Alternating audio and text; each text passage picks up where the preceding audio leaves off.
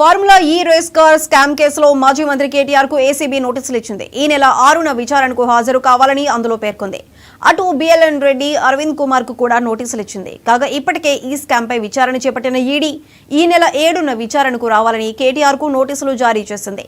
దీంతో ఆయన 6న ACB, 7న ED విచారణను ఎదుర్కోనున్నారు.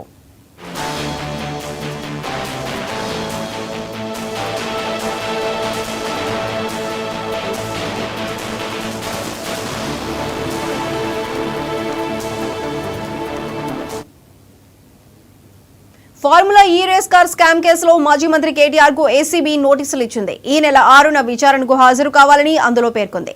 అటు బిఎల్ఎన్ రెడ్డి, అరవింద్ కుమార్ కు కూడా నోటీసులు ఇచ్చింది. కాగా ఇప్పటికే ఈ స్కామ్ పై విచారణ చేపట్టిన ఈడీ ఈ నెల 7న విచారణకు రావాలని కేటీఆర్ కు నోటీసులు జారీ చేసింది. దీంతో ఆయన 6న ఏసీబీ, 7న ఈడీ విచారణను ఎదుర్కోనున్నారు.